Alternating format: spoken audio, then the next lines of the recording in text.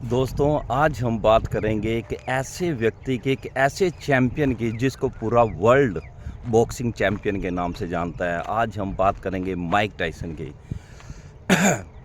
दोस्तों, Mike Tyson का जन्म 1966 में अमेरिका की एक ऐसी बस्ती में हुआ था जिसके बारे में यह कहा जाता था कि 25 साल की उम्र आते आते जो भी बच्चा इस बस्ती में जन्म लेगा वह या तो पुलिस की गोली का शिकार होगा या उम्र भर जेल में ही बिताएगा। दोस्तों, माइक टायसन भी इसी प्रकार से बचपन से चोरी करना, जुआ खेलना, अपने दोस्तों के साथ इसी प्रकार के काम करते थे और 12 साल की उम्र में माइक टायसन को भी जेल में जाना पड़ा। जेल में माइक टायसन को पता चला कि यहाँ पर इंस्पेक्टर बॉक्सिंग सिखाता है। यह भी बॉक्सिंग सीखना चाहता था। क्यों? क्योंकि एक ऐसे बस्ती से आया था जहाँ पर कि ताकतवर इंसान की इज्जत होती थी। यह भी अपने आप को ताकतवर बनाना चाहता था। लेकिन उस इंस्पेक्टर ने कहा कि मुझे बॉक्सिंग की इतनी नॉलेज नहीं है, मैं तुम्हें किसी कोच के पास ले जाता हूँ। वह इंस्पेक्टर माइक टायसन को कस्टमाडो के पास ले गए। जब कस्टमाडो ने माइक टायसन को देखा तो वह इनके जुनून को देखकर उन्होंने देख लिया कि इस बच्चे के अंदर पावरफुल बनने की, ताकतवर बनने की तीव्र इच्छा है। उन्होंने इसके ऊपर काम किया। कस्टमाडो ने 3 लेयर पर माइक टायसन पर काम किया। कस्टमाडो ने देखा कि माइक टायसन का कॉन्फिडेंस लेवल बहुत ही कम है। क्यों? माइक टायसन अपने आप को बदसूरत मानते थे। वह क्योंकि माइक टायसन एक गरीब परिवार से थे, बहुत ही गरीब परिवार से थे, रंग भी काला था, उसके नैन नक्श भी इतने अट्रैक्टिव नहीं थे, तो उसका कॉन्फिडेंस लेवल बहुत कम था। तब कस्टमाडो ने कहा कि सबसे पहले तो तुम शीशे के सामने खड़े होकर हर रोज़ 5 से 6 बार अपने आप से बोलिए कि मैं बहुत ही सुंदर हूँ, मैं बहुत ही पावरफुल व्यक्ति हूँ, मेरे अंदर वो सभी गुण हैं जो कि एक वर्ल्ड चैम्पियन बनने वाले व्यक्ति के अंदर होते हैं। मैं बहुत ही फुर्तीला हूँ, मेरे नैन नक्श बहुत सुंदर हैं। इस प्रकार से कस्टमाडो ने उसके कॉन्फिडेंस को बढ़ाया। अब माइक टायसन हर रोज़ इस प्रकार से अभ्यास करते और धीरे धीरे उसका कॉन्फिडेंस लेवल बढ़ने लगा।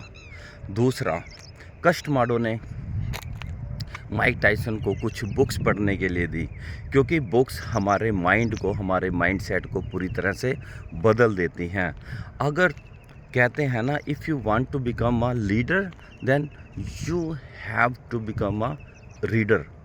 अगर तुम लीडर बनना चाहते हो तो उससे पहले तुम्हें रीडर बनना पड़ेगा, तुम्हें किताबें पढ़नी पड़ेंगी।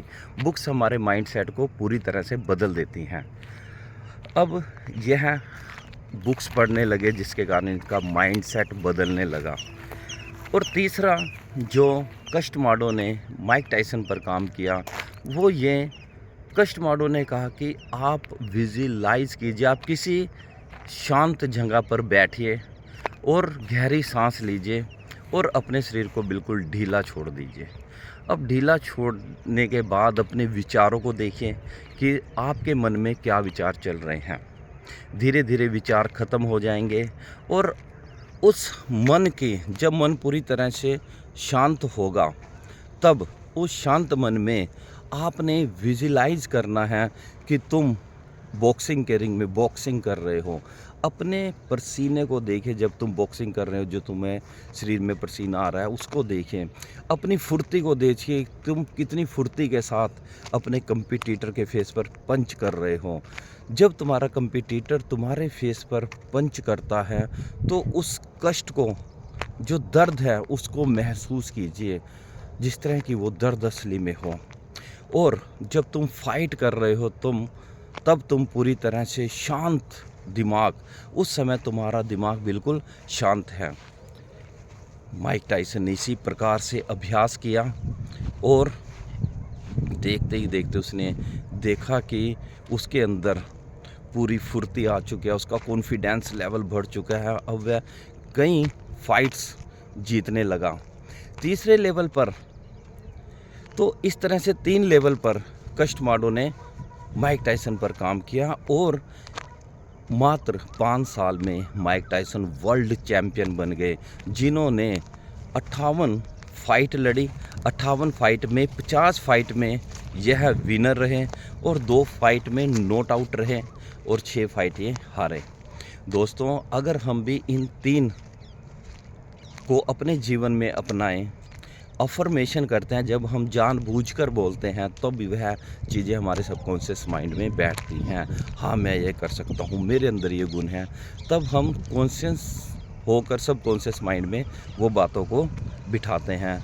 दूसरा, किताबें पढ़ना बहुत ही ज़रूरी है, जो हमारे माइंड को नेक्स्ट लेवल पर ले जाते हैं, एक अलग ही सोच। जब हम किसी एक व्यक्ति की किताब पढ़ते हैं तो हम उसके पूरे जीवन का निचोड़ पढ़ लेते हैं। तीसरा, विजुलाइज करना। जब हम विजुलाइज करते हैं किसी भी चीज़ का, कल्पना करते हैं, कल्पना शक्ति इच्छा शक्ति से कहीं ज़्यादा ताकतवर है। इसलिए अगर आपकी कोई चीज़ बनने की इच्छा है तो कल्पना करनी है आपने, वह आपकी इच्छा को पूरी करेगी। सो दोस्तों, आज के लिए इतना ही। मैं उम्मीद करता हूँ कि यह वीडियो आपके जीवन में पॉजिटिव इफ़ेक्ट लेकर आएगी और कल फिर मिलेंगे किसी नई सोच के साथ, किसी नए विचार के साथ।